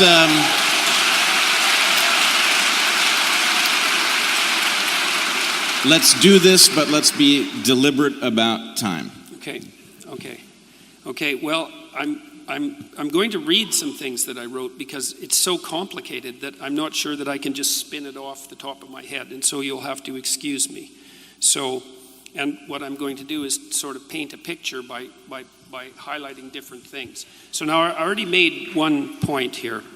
I made the point that part of the conception of God that underlies the Western ethos is the notion that whatever God is expressed in the truthful speech that rectifies pathological hierarchies. And that isn't all it does. It also confronts the chaos of being itself and generates habitable order. That's the metaphysical proposition. And that's best conceptualized as at least one element of God. And so I would think about it as a transcendent reality that's only observable across the longest of time frames, the longest of iterated time frames, to your point. So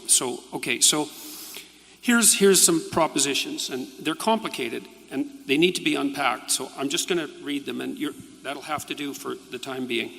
So God is how we imaginatively and collectively represent the existence and action of consciousness across time, as the most real aspects of existence manifest themselves across the longest of time frames, but are not necessarily apprehensible as objects in the here and now.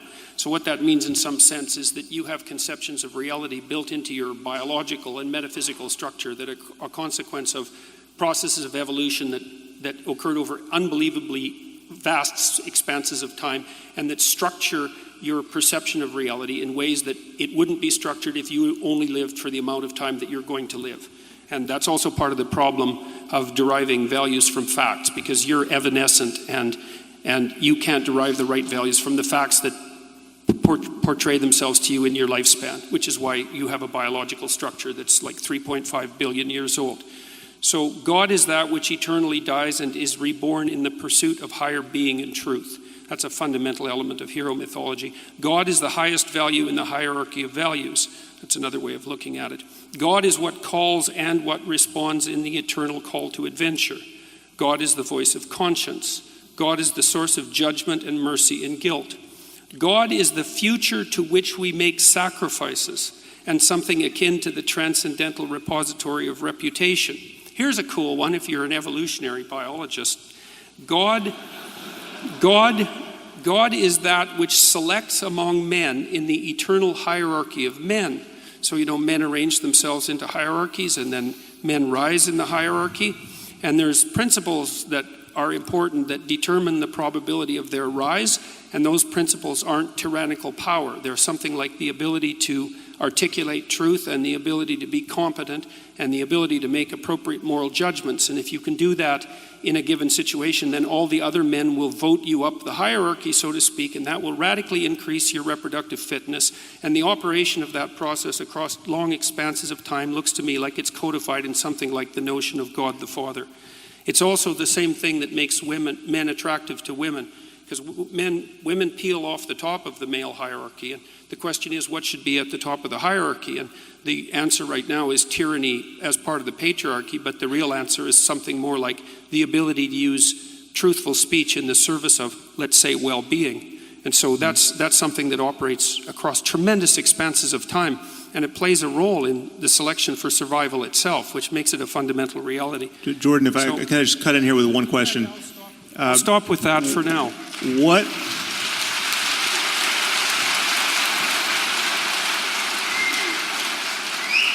So I was not hearing in that list of attributes a God who could care if anyone masturbated. I was not hearing a God who... Depends on what else is stopping you from doing, Sam. Sorry, I missed that. I said it depends on what else it's stopping you from doing. Well, yeah, okay. So it's yeah, important to live. It's important to do something other than masturbate. Yes. Yes, which actually constitutes a problem for many people. Which is harder than it sounds. Yeah. I'm not hearing a God, a personal God who can possibly hear anyone's prayers, much less answer them, right? And I'm wondering what percentage of religious people who would say, "Oh yeah, I believe in God and it's the most important thing in my life." What percentage of those religious people do you think have in mind a God of the sort you just described? I don't know, Sam. It's a good question, because when I go talk to people, when I talk to people online and use exactly this terminology, millions of people listen. So it's not so obvious what percentage of people see it this way. It may be that they have the intuitions, but they haven't been articulated well. I mean, this is the problem. This is what worries me about this. So, you could do the same thing with the idea of ghosts, right? So people traditionally have believed in ghosts. It's an archetype, you might say, the ghost. Survival of death is certainly an archetype. And we know what most people most of the time mean when they say they believe in ghosts. And I say, I don't believe in ghosts. And you say, no, you do believe in ghosts. Ghosts are your relationship to the unseen. That's a ghost. So you have a new definition of ghost that you're putting in the place provided, which I have to say, well, of course I have a relationship to the unseen, so yeah, I guess I do believe in ghosts. You know, you win that argument. But that simply isn't what most people mean by a ghost. Most people but you can't use that simplified argument about my conception of ghosts as an analogy for the propositions that I just put forward. This is what I see you do. I mean, maybe you have more to say on the topic of God, but this is what I hear you doing with God. You have defined the God that most people believe in, and we know this is the God that most people believe in. I was asked what God I believed in. I'm asking you what percentage. Yes, but you by shifting the definition, you have robbed the noun, the traditional noun, of its traditional meaning, and you're imparting to people. Wait a second. I'm not so sure. What do you mean by traditional meaning? Look, it's one of the elemental claims in the Old Testament is that you're not even supposed to utter the name of God, because by defining it too tightly, you lose its essence. And so let's not be talking about what the classical definition of God is here, okay? It's a historical non-starter. Okay, and there's plenty of religions that Can I check in with the audience? Is the audience all right with us continuing down this road? No. Okay. So can I jump in here? You're sacrificing your Q&A. So yeah, that it is at the expense of Q&A. That's what you're giving up. But I think it's probably worth it. So let me say, Sam, I do not believe in a supernatural God, but the God that I heard Jordan just describe, I do not have any difficulty understanding why he might care if you masturbate, and I also don't have any trouble figuring out how he might answer prayers. Well, tell me more then.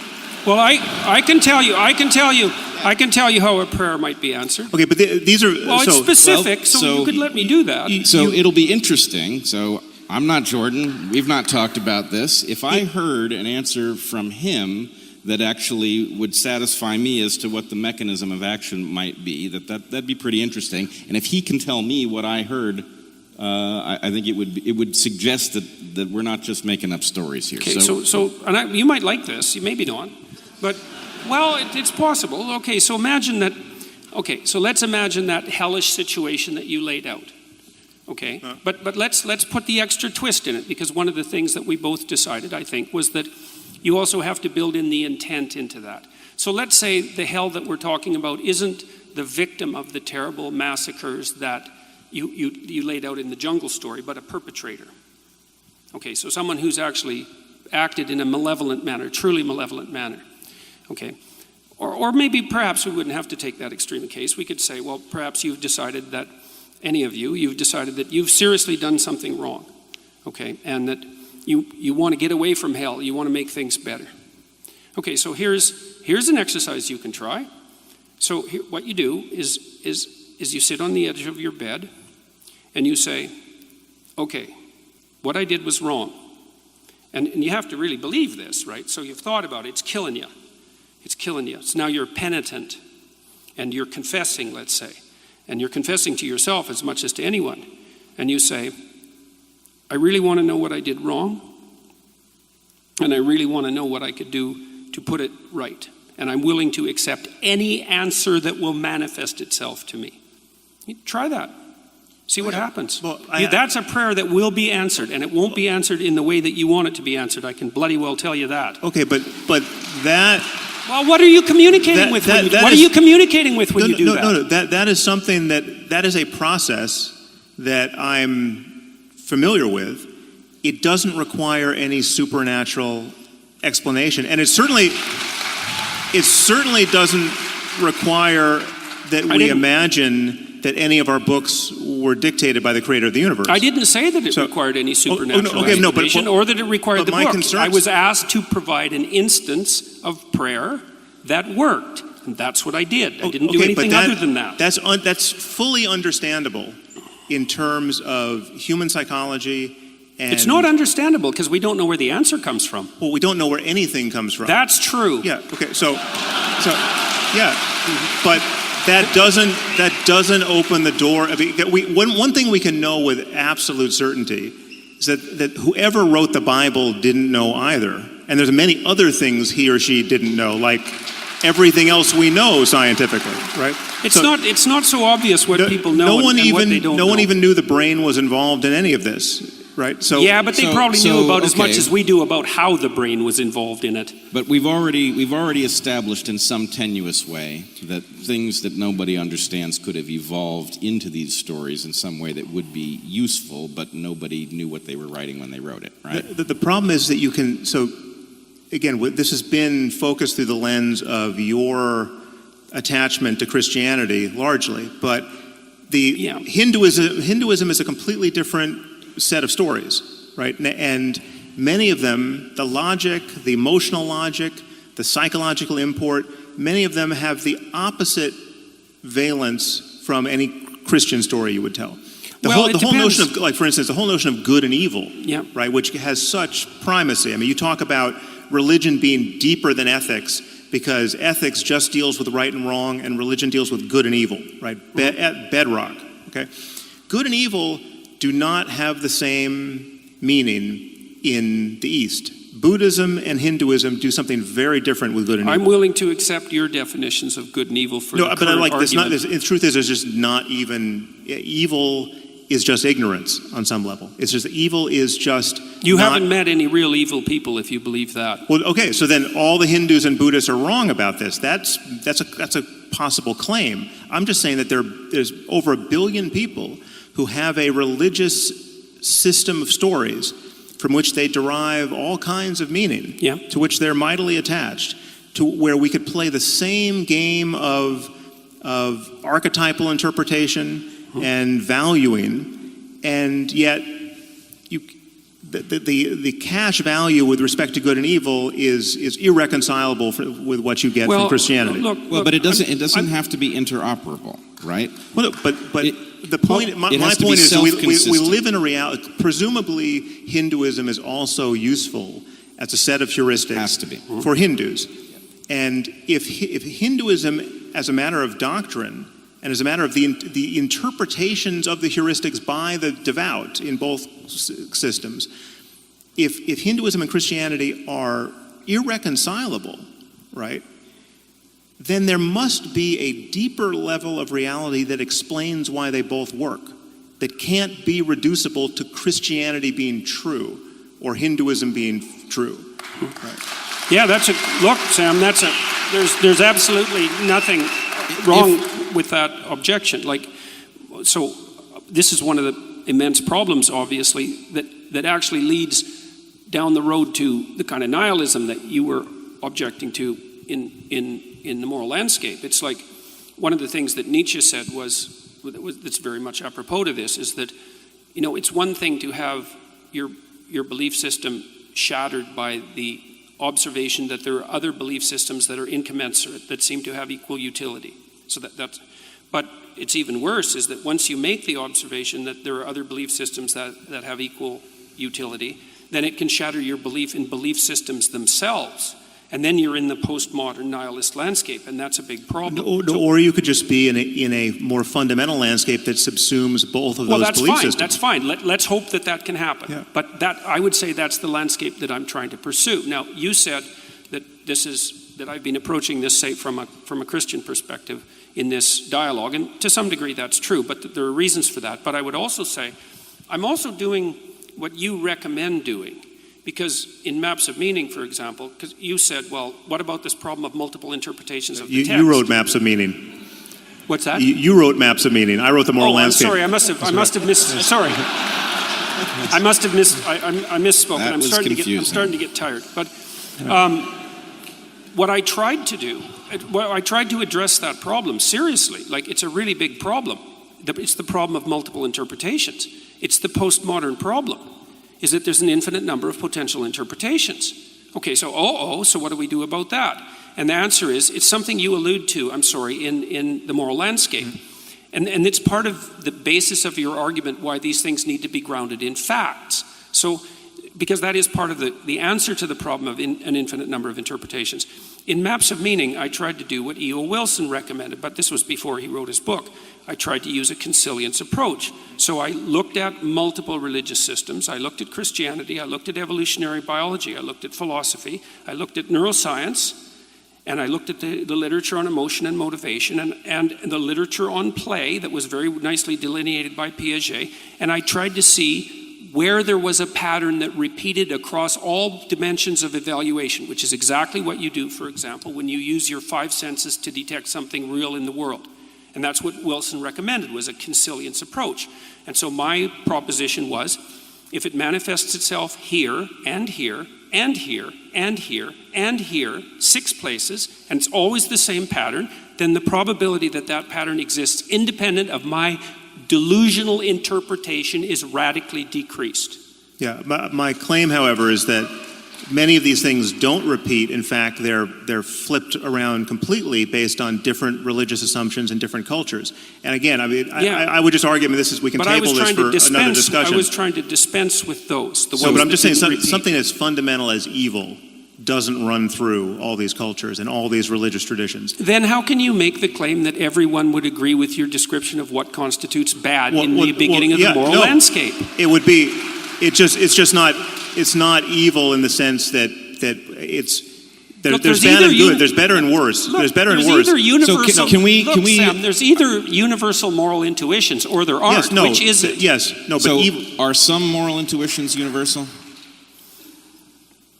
Yes, no, I would think, listen, we are just human beings, right? We're human beings first, before we're Hindu or Buddhist or Christian. I mean, we can all get indoctrinated into the religion of our parents. This is an artifice that's laid on top of something far deeper. That should be obvious. So we're trying to get down to what's deeper. Okay, so there may be some moral universals. Sure, I think. Okay, Jordan. Is it possible that there are some moral intuitions that are highly specific to particular traditions and wouldn't translate over to others? Yes. It's highly probable, because there would be environment-specific adaptations, like the environment-specific tool use of chimpanzees. Right. Or maybe it's not even the environment. Maybe it's the self-consistency of the belief pattern in question. So I would put that in the broader environment. It might be a consequence of the particularities of that culture. There would be things that, look, think about it like languages. Like many, and this is kind of an answer to the problem that you laid out, which is a real problem. I'm not trying to deny the problem. If you look at, there's a lot of languages. Lots of languages. Look at how different they are. It's like, yeah, at some levels of analysis, they're fundamentally different. And at other levels of analysis, they're fundamentally the same, which is how we know that they're languages. And you could say, well, there's a very large number of stories. It's like, yes, there are. But the fact that there's enough commonality across the class of stories, the set of all possible stories, so that we can identify what constitutes a story. And I would say that there's enough commonality across the set of all possible good stories that we can say, well, here's a canonical good story, which is, by the way, what you do at the beginning of the moral landscape.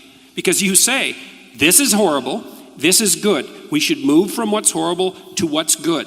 Say, yes, you've taken a fragment of the universal story and you've made it the axiom of your moral system, which is what you should do. But the claim that I think is not helpful, even though I understand it, is that that's purely a claim of unmediated fact. It's like, no, there is no unmediated fact. There is, yes. Even facts aren't unmediated facts. I mean, you can't judge something to be factual without presupposing the validity of certain intuitions, like that causes precede events, or causes precede their effects, and those intuitions could be wrong. I mean, we could live in a teleological universe where everything is getting pulled into the future by some kind of attractor, right? And our notion of causation is totally backwards. That remains to be discovered, and we would use other intuitions to make that discovery.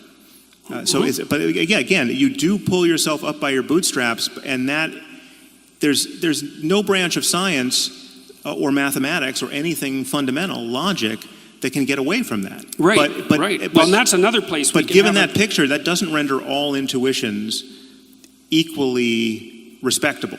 Absolutely. Right? Someone agree. says, well, I happen to have an intuition that Joseph Smith saw those golden tablets and they were, and Mormonism is true. That's not the sort of intuition we're talking about here. Your intuition doesn't grant you insight into history. What we could say, and this would be an elaboration of Brett's point, is that moral intuitions of the sort that you're describing have different zones of relevance. So there's some things that would only work as an intuition in very delimited areas of time and space, let's say. There's a hierarchy of moral intuitions, and the more profound the intuition, the more it works as a universal truth across context, just like in a scientific truth. So scientific truth is more profound. This is why the postmodernist readings of Thomas Kuhn are wrong, is that the idea that protons are real is really fundamental, because no matter what span of time and space that you pick, you're going to encounter protons. It works everywhere. And then with moral intuitions, let's say, or moral a prioris, you have the same issue, is some of them are so delimited that they only work here and now. And those are sort of impulsive, low-level intuitions, a whim even. But some of them are really, really deep. The ones, for example, the one that orients you to make the claim that you made in the moral landscape, that the hellish story is bad and the heavenly story is good, right. I would say that's one of the deepest, most context-independent moral intuitions, which is kind of the claim you make, except you claim that it's and again, a fact. Back to my fundamental concern here in the difference, with respect to the difference with how we talk about these things, to call that thing God is fine. That's a God I have no problem with, right? But that's not how most people most of the time are using the word. And there's something misleading about that, and that worries me. Yeah, well, if the claim that you're making is that we're all deeply confused about the nature of divinity and ultimate reality, it's like, yes, clearly. Well, another thing we agree on. I also don't disagree. Look, I've never made the claim that what I'm talking about is like what other people are talking about. I mean, it is in some ways, but I've not made that claim, so I don't see why that's a justifiable criticism. It's like... Well, no, it's a criticism with respect to the very likely effects of communicating in that way. Because I see the results of that communication. It's a little bit, this is going to sound more invidious than it is, but this is the kind of thing that I get into with Deepak Chopra. Yeah. Deepak and I agree about a lot. I think it's more invidious than it sounds, actually. Yeah. Well, you're not wearing rhinestone glasses. If you graduate to that, we'll have more of a problem. But Deepak clearly wants to let his audience believe that everything they're into is on some level justifiable by his reading of quantum spookiness, right? Yeah. So if you want to go out and just buy a lot of crystals and think they're going to heal you, it has something to do with the quantum nature of reality. Absolutely nothing like me. No, but I think Deepak could say, if I got his back to the wall, Deepak could honestly say, listen, I've never said anything about crystals, right? I'm not selling crystals. I've never said they work, but it's the way in which he's failing to make the clear differentiation. The fact that it takes you 20 minutes to admit that a lot of the Bible is filled with barbaric nonsense. I don't think it took me 20 minutes to admit that. We'll go to the tape on that. These things matter. These things matter.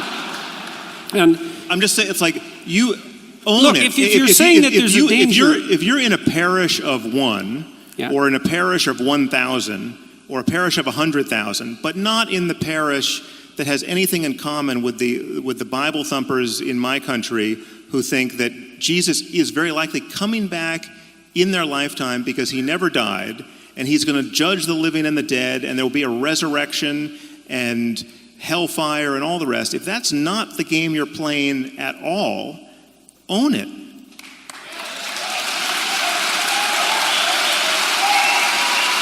Why are you all applauding about that? It's like, what do you mean own it? It's like, I already made my claim. It's like, I'm not playing a religious fundamentalist game. So what's all the applause about? So I don't understand that. And own it, it's like, I was as clear as I possibly could be when I delineated my answer to the question. People say, well, what do you mean by God? Someone once asked you if Jesus was resurrected. You want a 1 second answer? But no. Well, forget it, man. George, wait a minute, hold on. I think we can actually. This is a complicated One problem. second. No, yeah. I don't want to end on a note of acrimony. But someone once asked you whether you thought Jesus was literally resurrected, and you said it would take me 40 hours to answer that question. Okay, that's the kind of thing I'm responding to here. You don't need to do that if you have a clear-cut answer to that question. I don't have a clear-cut answer to that question. And if you don't, that connects with many other things that we still have to talk about. Yes, definitely. Yeah, definitely. Because that... It isn't obvious in the biblical account that Christ was literally resurrected. So it's not simple. This is not simple. No, but if the question is, do you think let's put it probabilistically. I mean, anything's possible. I'll tell you that it's possible that he was physically resurrected. I mean, it's even possible. But wait a second, I didn't with respect say to quantum that he mechanics. Was. The point is, I said it would take me 40 hours to answer the question. I didn't say that he was. Well, how's this for an answer? Almost certainly not.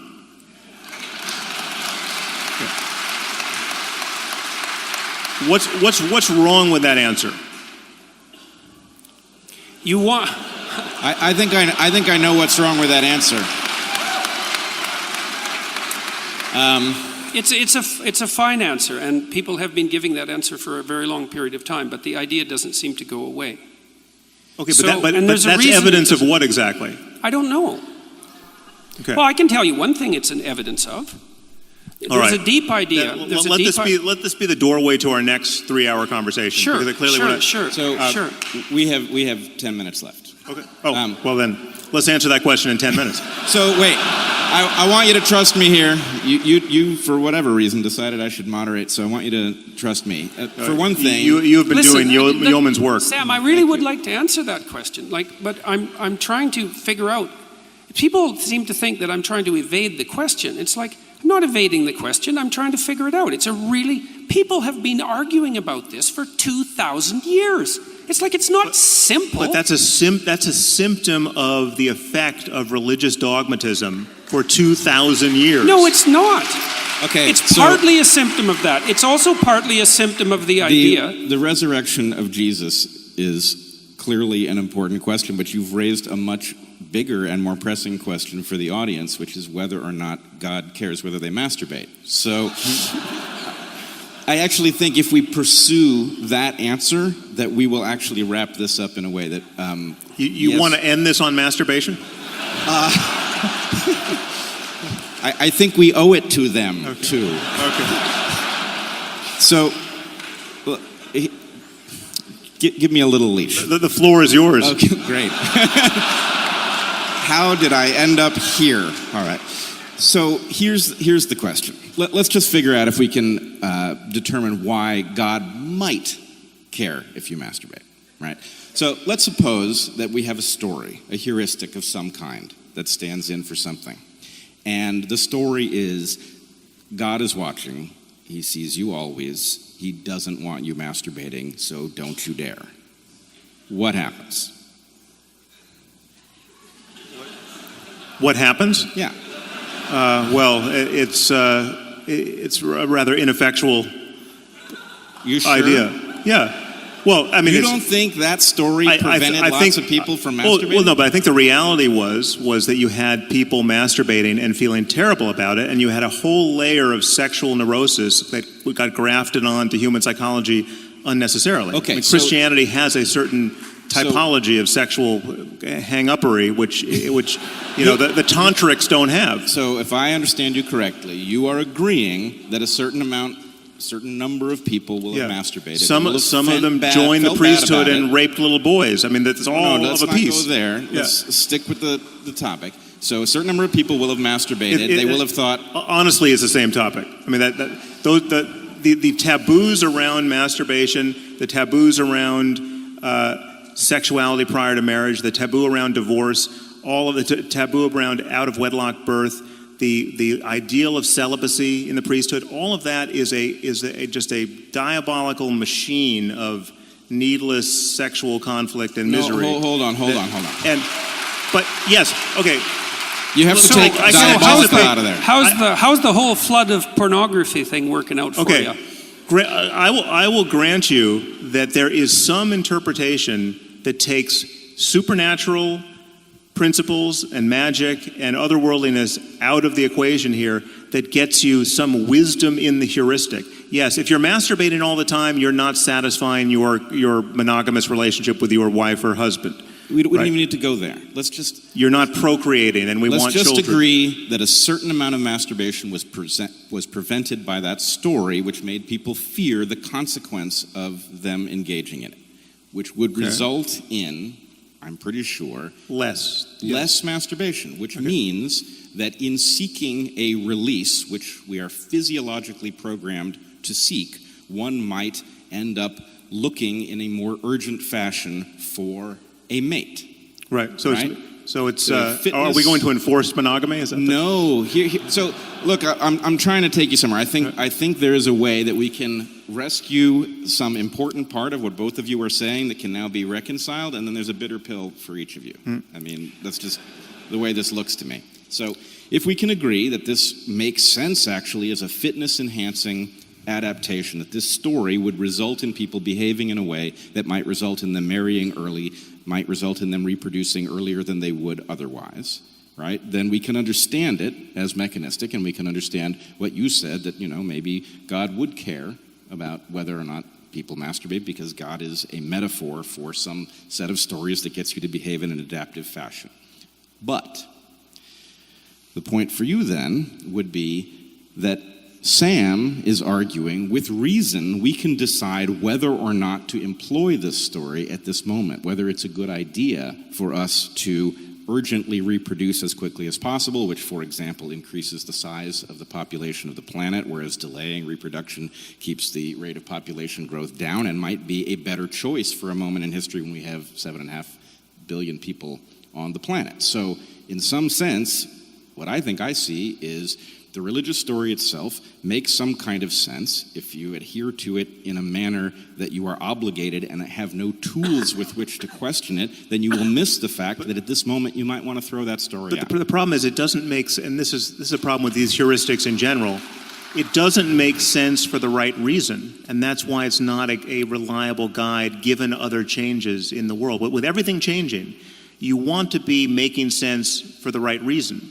You don't want it, so useful fictions have to be retired at a certain point. Useful truths stay true. I mean, because they're based on your engagement with reality. And so to take your point about pornography, which I think is totally valid, you could have a completely rational conversation in terms of human psychology and sociology and what you want society to look like about the corrosive nature of pornography, right? That's not, you don't have to be a Victorian prude to worry that there might be something wrong with the infinite availability of pornography to 13-year-olds and above, right? I mean, that's I don't know what generation of human beings we're raising in the current environment. It's quite worrisome, actually. But again, you don't have to invoke mythology to do that. And I would say the temptation to invoke mythology, to say, well, you actually, So how do you do it? Poseidon really gets pissed off when you masturbate. How do you do it? How do you do it? We don't have a mechanism. We have no mechanism for controlling Talk about the effects moment. on human relationships and your own mind and your own intention and the way you view other people. Sam, and that barely of works beauty. for sex ed. It barely works for condom education. What was that? It barely works. Like those sorts of educational interventions to stop that kind of fundamental behavior have very little effect. Well, people aren't nearly as amenable to behavioral changes as a consequence of rational educational interventions as you might hope. I mean, and that's part and parcel of very broad clinical literature. They're not as amenable to dogmatic intrusions either. I mean, they are, and that might be a problem. And there are problems with that. Well, no, because they're, again, this is just. Like the terror of God in that situation. The problem is that even if you could make the case that a dogmatic attachment to one or another religion was better, all things considered, than being secular, truly secular and truly rational, right? It's vulnerable. It's vulnerable to every next thing we find out. I mean, that's why it's like you could have said, if you go back, 200 years before the germ theory of disease, you could have said, well, all of these dietary taboos and taboos around, hand washing and foot washing, it's actually very wise. The wisdom of the germ theory of disease was sort of built into our scripture, and people were there was a kind of differential level of survival based on those who really adhered to these practices and those who didn't.